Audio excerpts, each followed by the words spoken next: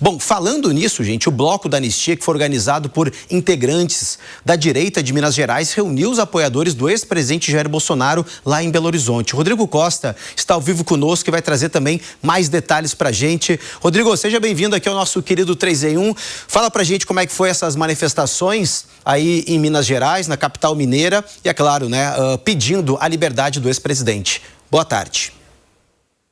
Boa tarde, Cássio, Gani, Piperno e Zé Maria. Olha só, esse desfile do Bloco, ele misturou carnaval com política nessa manifestação, então, contra o ex-presidente, contra a prisão do ex-presidente Jair Bolsonaro e dos condenados pelas manifestações do 8 de janeiro de 2023. Organizado por movimentos conservadores de Minas, o Bloco se apresentou como um espaço de indignação política e de protesto também contra o judiciário dentro da programação do Carnaval. Inicialmente, o nome seria Bloco Bolsomito, em homenagem ao ex-presidente Bolsonaro. Diante dos últimos acontecimentos, a proposta mudou e se tornou, então, um apelo pela liberdade dele. A manifestação começou com a oração do Pai Nosso, logo na sequência foi executado o hino nacional no ritmo de uma marchinha de carnaval. Em seguida, quem estava presente puxou o coro Acorda Brasil, Acorda. O Bloco também fez críticas ao Supremo Tribunal Federal, o STF, especialmente ao ministro Alexandre de Moraes. Abadás do Bloco foram vendidos por aproximadamente ali R$50. A organização do evento, inclusive, explicou que um dos objetivos é também garantir um espaço na cena do carnaval, que, segundo eles, é dominada pela esquerda. Contou com a presença de um deputado federal, o deputado Eros Biondini, do PL, que, inclusive, também se apresentou durante o Bloco com músicas também.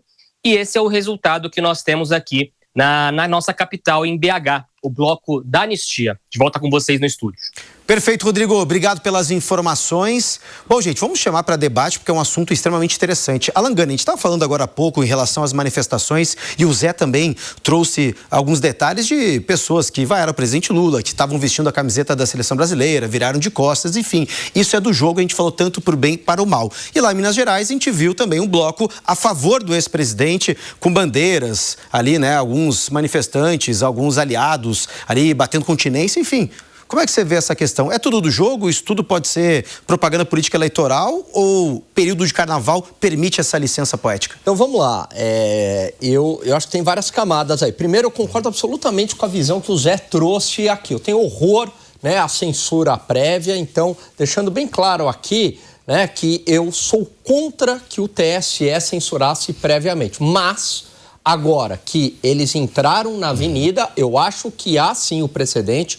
Há o risco, há um questionamento se não foi uma propaganda eleitoral, até pela letra e pela própria participação do presidente na Sapucaí. É diferente do caso dos foliões aí de BH pelo seguinte, é uma manifestação mais espontânea e tem uma diferença, não tem grana pública envolvida, é um alcance bem menor, o outro é televisionado, o outro vai para o Brasil inteiro.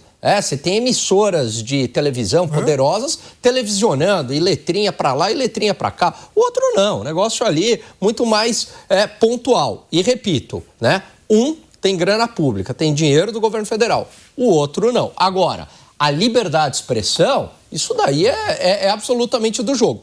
É lamentável que a escola de samba fez uma bajulação, concordo com o Temer, né? Não fez ali uma crítica social. Eu estava até pegando aqui, eu gosto de carnaval, o Cássius, o Samba Enredo de 1985 da Caprichosa. Olha só a diferença quando eles falam o seguinte, né? Saudade de uma época que o leite sem água, a gasolina barata, aquela seleção nacional e derreteram a taça na maior cara de pau.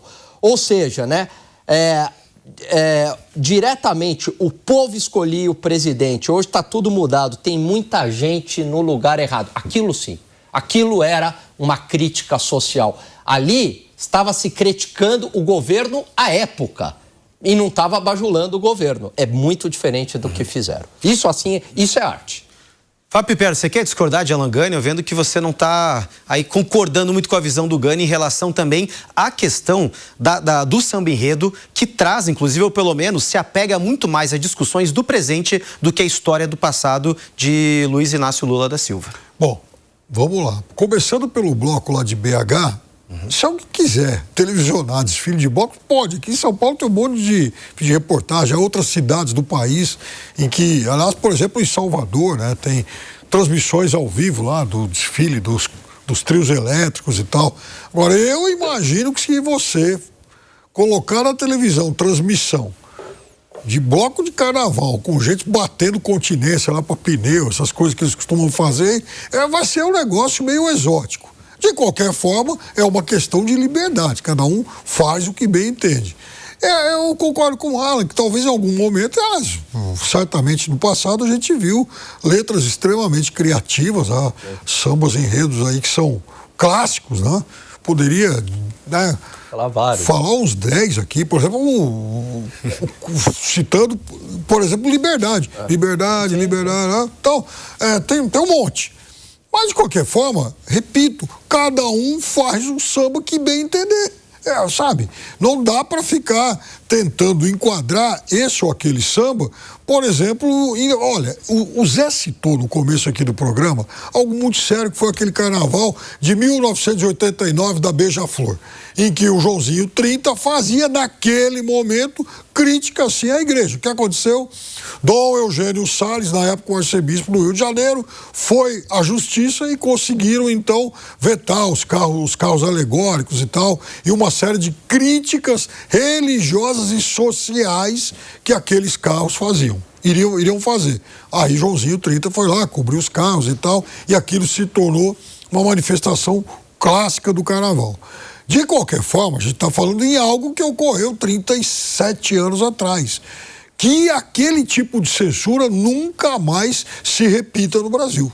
Ô Zé Maria Trindade, vamos trazer agora um elemento político para essa discussão, porque as críticas foram feitas pelo senador Flávio Bolsonaro, que é pré-candidato à presidência da República. Vai muito ao encontro a estratégia dele agora de mostrar essa ponderação, essa moderação, porque ele fez críticas ao desfile, ao presidente Lula, a tentativa de puxar para si aquele eleitor mais independente. E também, no desfile, teve um dos trechos em que aparecia, que foi uma crítica até mesmo aos evangélicos, que a gente sabe que são muito próximos do ex-presidente Jair Bolsonaro e da família Bolsonaro, colocando eles ali numa lata, né, de conserva. Enfim, tudo isso pode ter pego muito mal com o eleitor, que representa quase 30% da população e que o presidente Lula tem certa dificuldade de conseguir penetrar ou pelo menos conquistar. Flávio Bolsonaro age na questão política, certo, de se envolver nesse assunto para tentar atrair esse eleitor? É uma estratégia. Ele fala, você que não é nem de um lado, que de um lado deve estar se divertindo, quem é do outro deve estar horrorizado, e você que não é de um lado nem de outro, puxando para si. É uma estratégia política, isso é visível, né? E jogando para o governo, jogando para o presidente Lula a responsabilidade de ter idealizado aqueles carros, de ter sido o carnavalesco da escola de samba, né? E não foi, mas política é assim, né? É discurso. E o discurso do Flávio Bolsonaro é isso, tentar colar, já que fez, então tenta colar na campanha aquilo ali, o que aconteceu, esse enredo, o carro de samba, as alegorias, a escola de samba, as alegorias e tudo mais, né? É uma estratégia de Flávio Bolsonaro.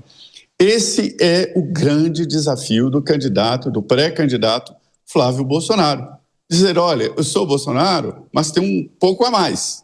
E é esse pouco a mais que ele quer. Qual é esse pouco a mais? Porque eu me vacinei, porque eu sou, vamos dizer assim, mais controlado emocionalmente, sou mais de centro, não sou extrema-direita, não sou homofóbico, não sou não sei o quê, aquelas coisas que pregaram ou que tentaram pregar no ex-presidente Jair Bolsonaro, que foram todas estratégias e que não era verdade. Pregaram o ex-presidente como se ele fosse um maluco, né? Exterminador de homossexuais, odiava mulheres e assim por diante. Não era, mas enfim, é a batalha política. E é assim que se faz política. Aquela velha história, se a gente soubesse como se faz política e a salsicha não consumia nenhum dos dois.